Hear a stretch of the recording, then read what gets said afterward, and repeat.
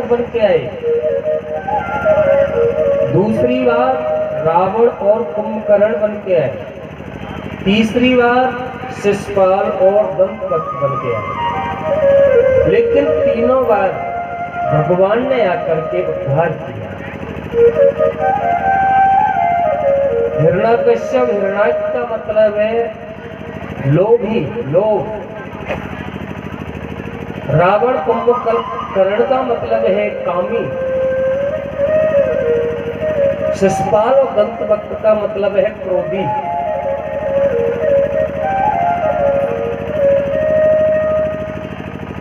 और महाराज आज भगवान ने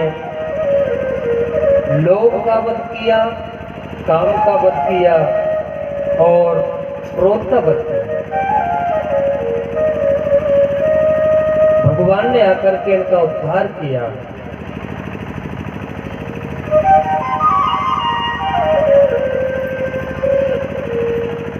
बारह भगवान ने जाकर के और महाराज सूकर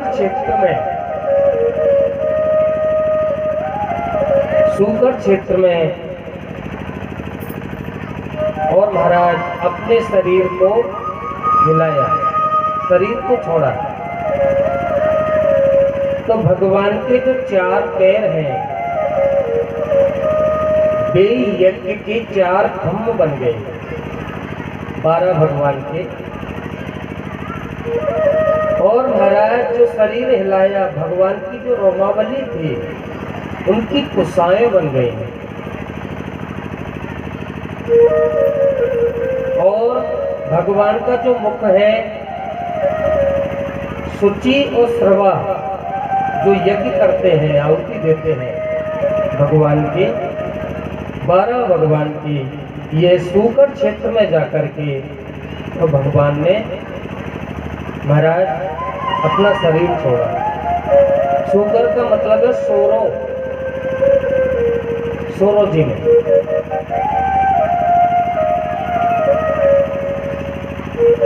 इस प्रकार से महाराज 12 भगवान ने हिरण्याक्ष का वध किया। इनसे आगे चलते हैं।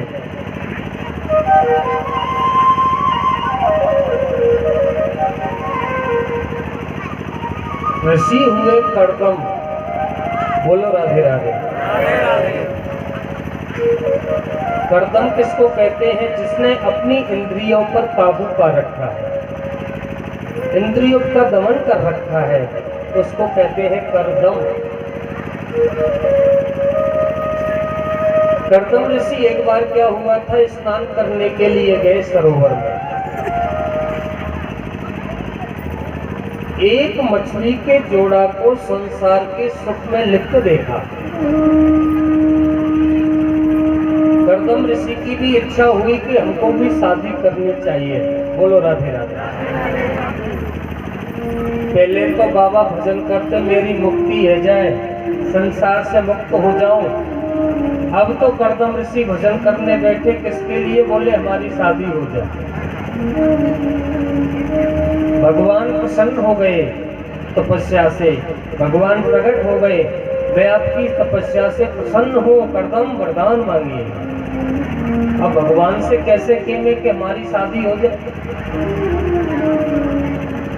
अब तो कहने लगे, कर्दम ऋषि कहने लगे, बोले प्रभु सर्व आनंद है, बस एक ही आशीर्वाद दे दो कि मुझे आपके चरणों में प्रीति हो जाए।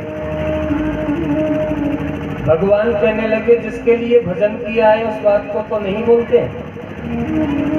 भगवान ने कहा था, बोले आप तो लेकिन शादी वादी नहीं। अरे महाराज हमें शादी वादी के चक्कर में नहीं पड़ना। तो बोले मैं तो पक्की भी करके आ गया।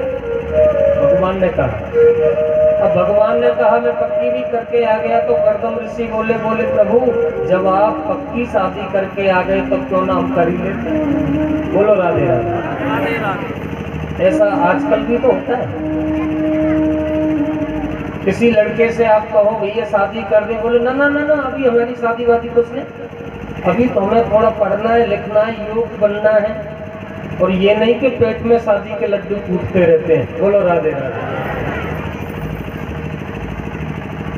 ऐसा ही कर्दम जी के साथ में हुआ। जब कहा तथास्तु ऐसा ही होगा, लेकिन आप ऐसा करना, आपके कल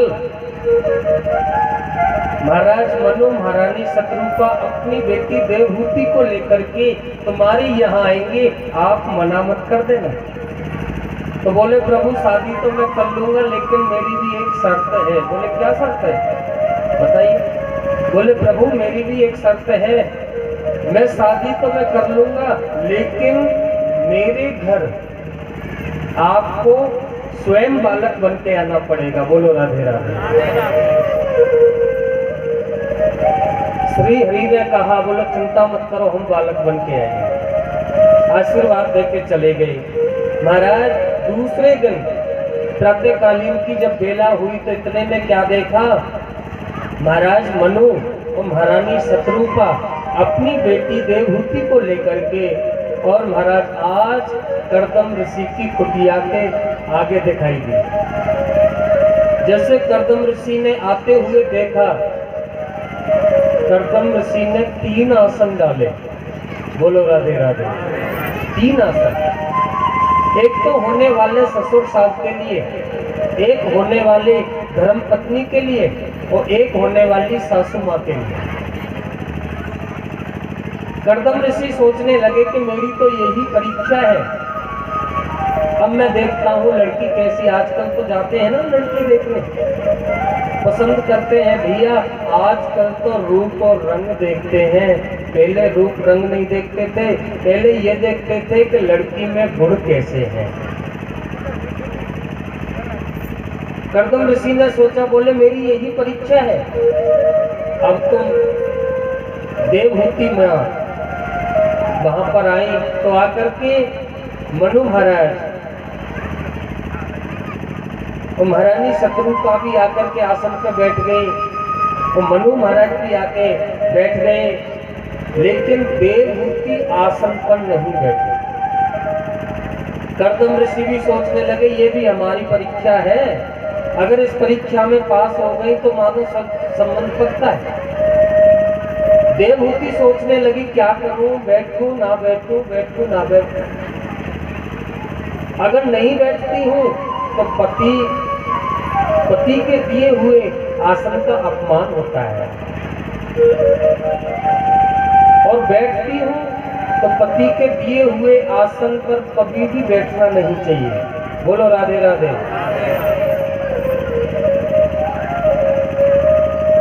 सोचती रही। अब तो ये सोचा कि अगर आसन पर भी बैठ जाऊं, अपमान भी ना हो, तो माता देवहूति ने जीवन में ऐसे ऐसे बाप को देखा है, ऐसे ऐसे बापों को देखा है कि उनकी भरी जवानी में पुत्र खत्म हो गए, समाप्त हो गया, लेकिन वो भी आंसुओं को पी गए, रोए नहीं। बोले परमात्मा की जैसी इच्छा थी हो गई। उन्हीं बापों को मैंने देखा है प्यारे, जब वही बाप वही बेटी की विदाई करता है तो अपनी दोनों आंखों से फूट फूट करके रो पड़ता है।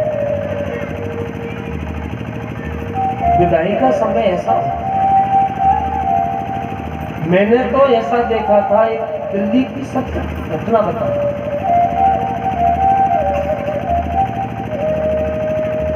एक वकील साहब थे दिल्ली में, उनके एक ही बच्ची थी।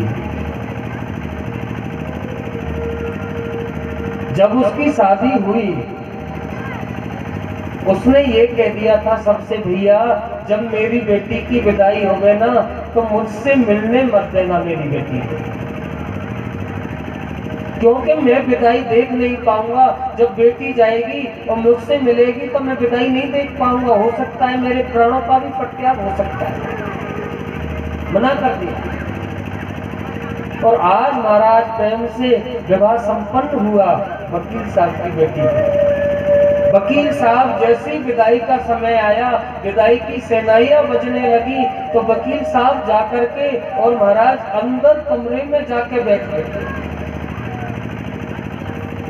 और जैसी सेनाइयां बजने लगी और महाराज बेटी जा रही है ससुराल के लिए, बेटी बार बार चिल्लाती है, अरे भैया मेरे बाबूजी से तो मिला दो, मेरे बाबूजी से तो मिला दो, लेकिन किसी ने नहीं सुना। और जैसे महाराज शहनाई बजने लगी, वकील साहब अंदर कमरे में ही फूट फूट करके रो रहे हैं।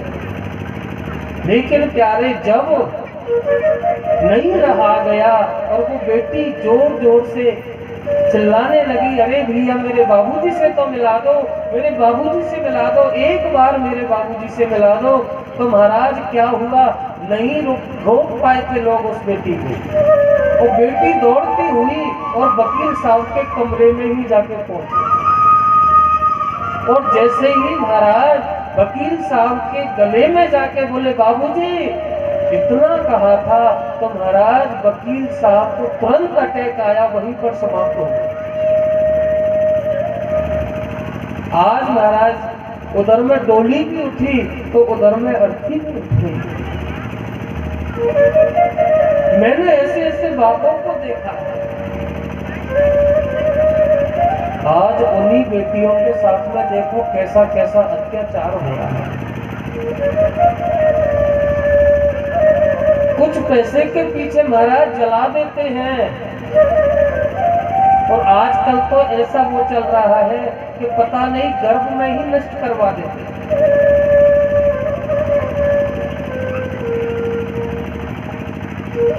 भैया एक बार को बेटा धोखा दे सकता है, एक बार बेटा धोखा दे सकता है।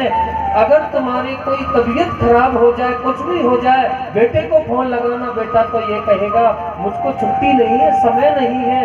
लेकिन अगर बेटी को पता चल गया कि मेरे बाबूजी की तबीयत खराब है, तो प्यारे अगर भोजन भी कर रही होगी, भोजन को भी छोड़ देगी और दौड़ पड़ेगी अपने माता पिता के पास। क्या हुआ बाबू, उन्हीं बेटी को आज क्या होता। भैया आजकल दिखाते हैं, डॉक्टर के पास जाते हैं, चेक कराते हैं, बोले बेटा या बेटी है गर्भ में।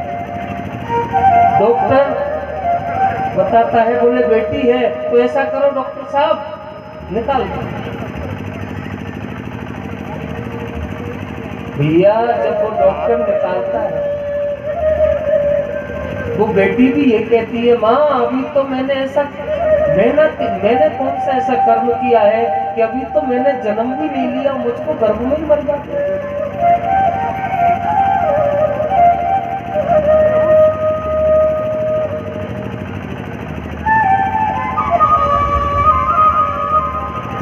अरे तो मैं तो ये कहूंगा, कभी भी आप इस पाप को मत करना। और महाराज आज 9 बेटियों को विदा किया है।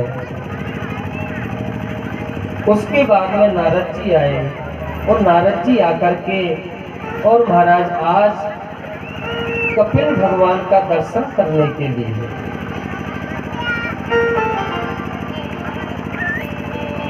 जैसे ही दर्शन करने के लिए आए, तो आज महाराज देवहूति मैया ने कहा था नारद जी से, बोले नारद जी मुझको ज्ञान प्राप्त कराओ,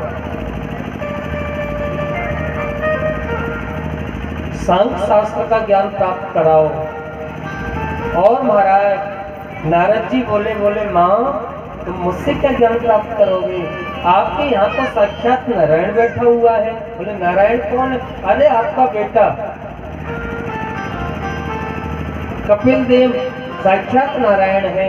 उसी समय क्या किया, माता ने चौकी लगाई, सुंदर स्नान कराया और महाराज वस्त्र पहनाए, चंदन लगाया, फूल चढ़ाए, और आज माता देवहूति और कपिल भगवान से ज्ञान प्राप्त कर रही है।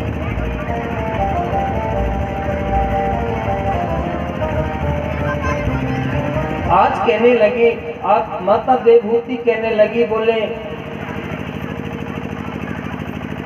हे प्रभु एक बात बताइए। बोले हाँ माता पूछिए। कि ये जीव संसार में आकर के दुखी हो जाता है, तो शायद ये माँ के गर्भ में रहता होगा, तो जब तो सुखी रहता होगा, जब तो कोई किसी का वो नहीं है, प्रेम से रहता होगा, आनंद में रहता होगा। कपिल भगवान कहने लगे माँ गर्भवास समं दुःखम नौ भूतो। सुनने की तो बहुत इच्छा हो रही है, लेकिन समय नहीं है। और जिस दिन वहां से आएगा ना बुलावा, सारे कामों को यही छोड़ना पड़ेगा, यहाँ से जाना पड़ेगा। प्यारे, ये हमारा जीवन है। व्यक्ति अपने जीवन में अगर 2 दिन को याद रख ले, जैसे गाते हैं ना, बोले राम नाम सुखदाई भजन करो भाई, ये जीवन 2 दिन का। वो 2 दिन कौन से हैं? एक तो व्यक्ति अपने जिस दिन जन्म होता है उस दिन को याद कर ले, और एक मरण दिवस को याद कर ले, तो व्यक्ति का जन्म सफल हो जाता है। लेकिन इन दोनों दिन को ही भूल जाता है। जन्म लिया है तो ये भूल जाता है कि मुझको मरना भी है। तो आइए, इस भाव में बड़ा ही अच्छा लिखा है। हरि अभी तो जगाया तुझे फिर सो गया, अभी तो जगाया तुझे फिर सो गया, उठ परदेसी तेरा वक्त हो गया, उठ परदेसी तेरा वक्त हो गया। वो अभी तो जगाया तुझे फिर, उठ परदेसी तेरा वक्त हो गया, उठ परदेसी तेरा वक्त हो गया। अभी तो जगाया तुझे फिर सो गया, अभी तो जगाया तुझे फिर सो गया, उठ परदेसी तेरा वक्त हो गया, उठ परदेसी तेरा वक्त। श्री राम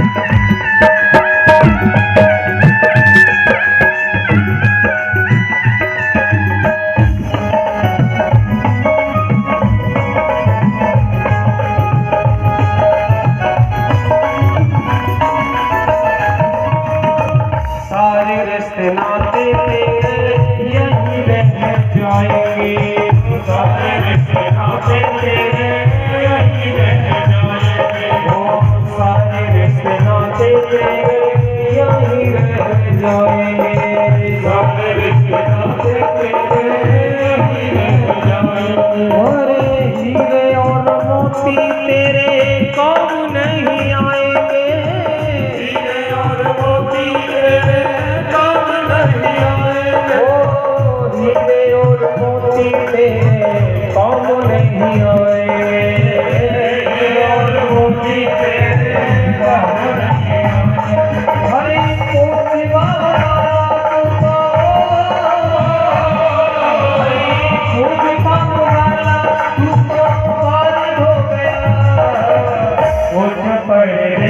तेरा भक्त हो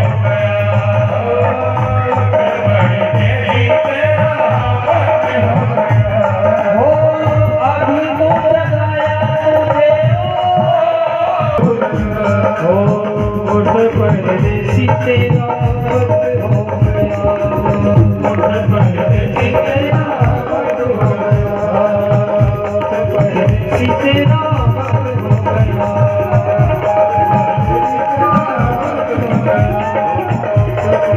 भक्त हो गया,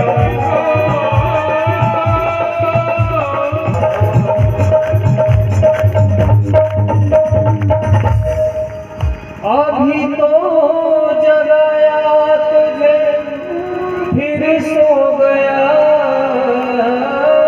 भाई अभी तो फिर सो गया, उठ परदेसी तेरा भक्त हो गया, उठ परदेसी तेरा भक्त हो गया। अरे बार बार जगाते हैं, सो जाते हैं, उठ परदेसी तेरा भक्त हो गया। इस प्रकार से महाराज सांख्य शास्त्र का ज्ञान प्राप्त करा रहे हैं। प्राप्त होती है, बोले कभी किसी से ईर्ष्या नहीं करनी चाहिए कि वो बड़ा क्यों है, हम बड़े क्यों नहीं हैं। एक दिन उसको झुकना ही पड़ता है अगर जो ईर्ष्या करता है। माता अनसुईया तो वो है जो माता सीता को भी, जानकी को भी उपदेश दिया था पतिव्रत धर्म का, और उपदेश दिया था, बताया भी है, क्योंकि 4 प्रकार की नारी होती है। बोलो राधे राधे, थोड़ा जोर से बोल दो। कौन कौन सी होती है? उत्तम के अस बस मन माही, उत्तम के अस बस मन माही, सपने हुआन पुरुष जग नाही, सपने हुआन पुरुष जग नाही, उत्तम के स्पर्श मन माही, सपने वान पुरुष जग नाही। उत्तम प्रकार की नारी वो होती है जो सपने में भी किसी पराय पुरुष का दर्शन ना करे, उत्तम प्रकार की नारी। मध्यम प्रकार की, मध्यम परे पति देखिए कैसे, मध्यम परे पति देखिए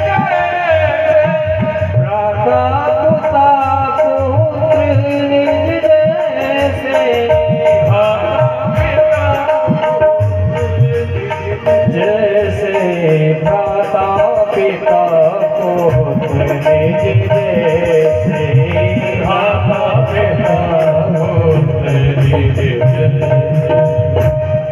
और महाराज मध्यम प्रकार की नारी कौन होती है?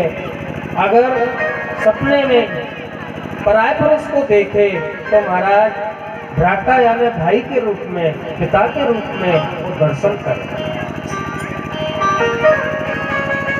4 प्रकार की नारियों के बारे में बताया। उसके बाद में महाराज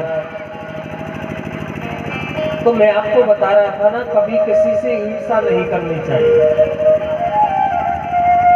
मेरे को एक बात याद आ रही है, मैं सुनाई देता हूँ। बोलो राधे राधे। एक पंडित जी थे,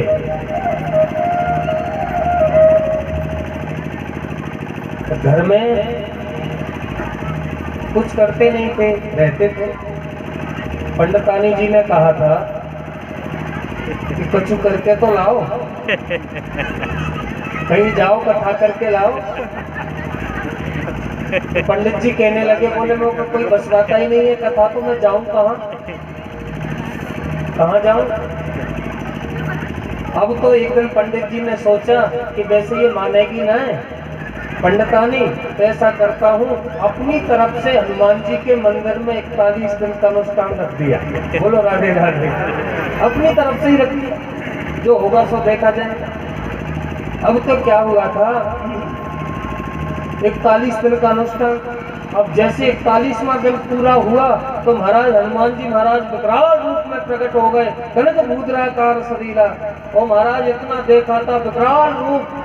पंडित जी थे अनुष्ठान कर रहे थे, पोथी पन्नाओं को फेंक दिया, डर गए बेचारे, इतना भयंकर रूप। बोले महाराज भक्त वरदान मांगो। हनुमान जी ने कहा, पंडित जी कहने लगे महाराज वरदान क्या मांगे, जान बची लाख रुपए, जान बच गई, इससे बड़ा क्या हो सकता है। पहले ऐसे करो महाराज, पहले ये रूप है ना, इसको अपने रूप में आप। अब तो महाराज क्या हुआ, बोले कुछ मांगो। अरे मांगने की कहे, आप कहां से चले जाओ, मुझे तो डर लग रहा है।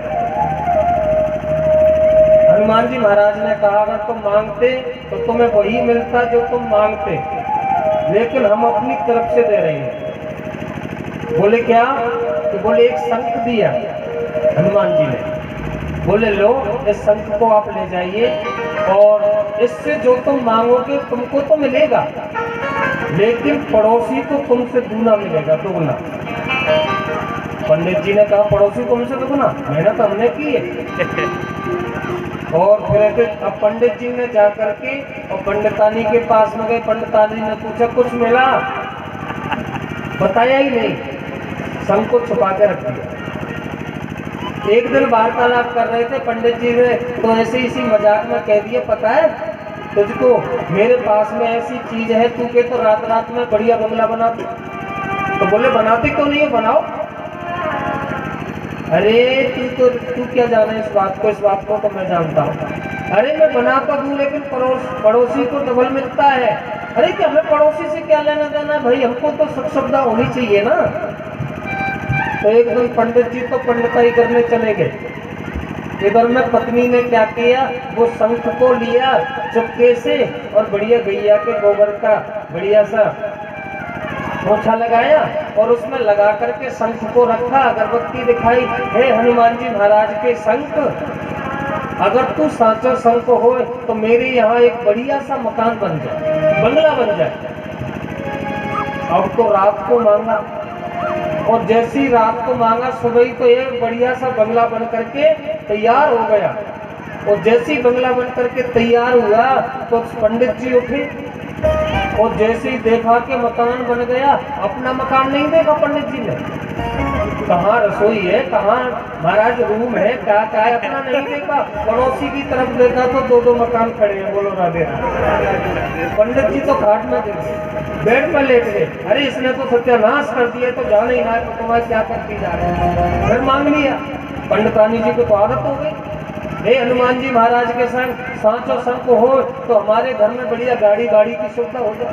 पंडित जी के घर में महाराज 2 गाड़ी, तो पड़ोसी के 4 गाड़ी। हे हनुमान जी महाराज के संग हमारे सांचो शंख हो तो हमारे घर में बढ़िया नौकर वोकर की व्यवस्था हो जाए। पंडित जी के यहाँ 4 नौकर, तो पड़ोसी के 8 नौकर। और महाराज क्या हुआ था, अब तो परेशान हो गए पंडित।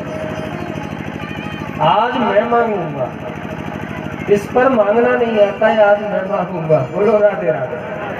पंडित जी ने बढ़िया गैया के गोबर का चौका लगाया, उसको शंख को रखा और हनुमान जी महाराज के शंख को रख करके पंडित जी मांगने लगे, हे हनुमान जी महाराज के शंख, अगर तू साचो शंख हो तो मेरी एक आंख को फोड़ दे। बोलो राधे राधे। क्योंकि पड़ोसी को डबल मिलता है ना। हे हनुमान जी महाराज के संग, अगर तू सांचो शंख हो तो हमारी एक आंख को फोड़ दे। और महाराज जैसी खुद की एक आंख फूट गई। अब तो महाराज एक आंख फूटी से ही दूसरी से पड़ोसियों को देखा तो दोनों आंख फूट गई। अब तो महाराज कहने लगा पत्नी से पंडित जी, अरे ऐसा करो आज तो चकाचक हलवा बनने दो बादाम का, आज तो बड़ी खुशी हो रही है मुझे, और चकाचक होने दो। फिर दोबारा रख लिया शंख को, हे हनुमान जी महाराज के संग, अगर तू साचो शंख हो तो मेरे एक पैर को भी तोड़ दे। अब तो खुद का एक पैर टूटा, पड़ोसी के दोनों टूट गए। फिर कहा, हे हनुमान जी महाराज के संग, अगर साचो शंख हो तो मेरे घर के आगे बहुत बड़ा कुआं खुद गया, बड़ा कुआं खुद गया।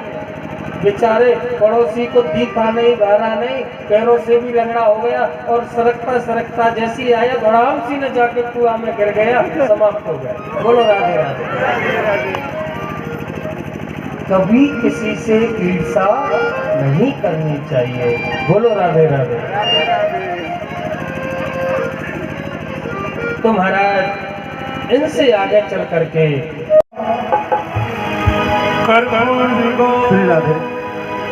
करुणा संसार सदा वसंत ब्रजार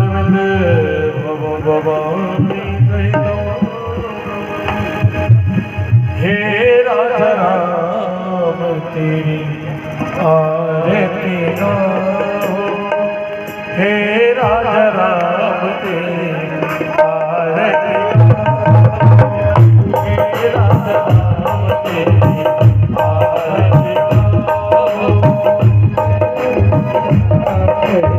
आरती गाओ, आरती गाओ, आरती गाओ प्यारे तुमको मनाओ, आरती गाओ प्यारे तुमको मनाओ, हे राजा राम तेरी आरती गाओ, हे राजा राम तेरी आरती गाओ, कदम सिंहासन राजत जोड़ी, कदम सिंहासन राजत जोड़ी, दशरथ नंदन जनक किशोरी, दशरथ नंदन जनक किशोरी, दशरथ नंदन जनक किशोरी, दशरथ नंदन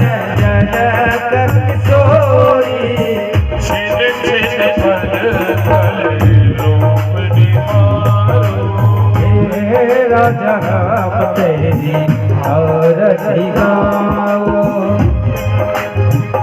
वाम भाग सोमे मांझी, वाम सोमे जग जननी, वाम भाग सोमे जग जननी, चरण विराजत है सुख अंजलि, चरण विराजत है सुख अंजलि, प्रभु हे राजा तेरी आरती गाओ, श्यामल घन अमर सोहे, श्यामल घन पीता मन सोहे, श्यामल घन पीता मन सोहे, श्यामल घन पीता मन सोहे, तेरी छवि मुनि छवि मेरो मन मोहे, तेरी छवि मुनि मन मोहे, छवि मेरो मन मोहे, सुंदरता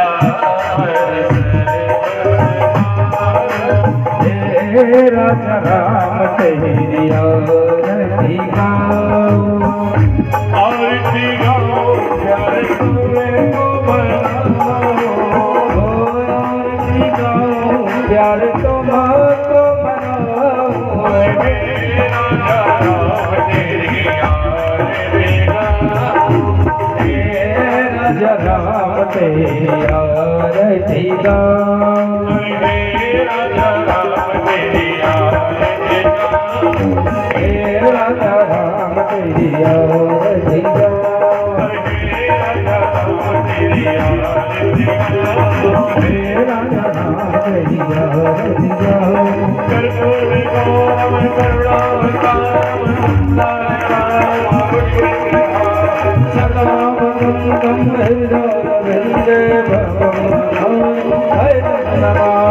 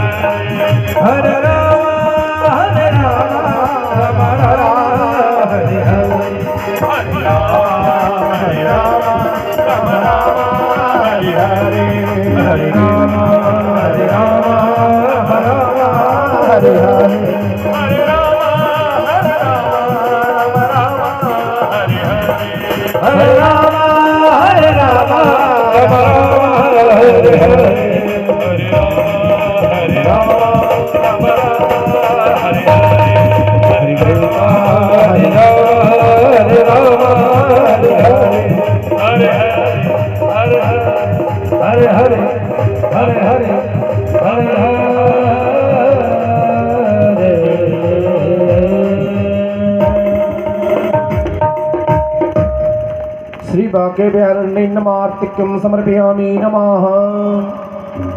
ओम द्यौः शान्ति अन्तर्जगुं शान्तिः पृथ्वी शान्तिरापः शान्तिरौषधयः शान्तिः वनस्पतयः शान्ति विश्वे देवाः शान्ति ब्रह्म शान्तिः सर्वगुं शान्तिः शान्तिरेव शान्तिः सामा शान्तिरेधे। मंत्रपुष्पाञ्जलिं मास्ते गन्धपुष्पाणि आदाय हरि ओम जजनेनाचिक्यमयजन्ते देवास्तानि धर्माणि प्रथमान्यासन्नः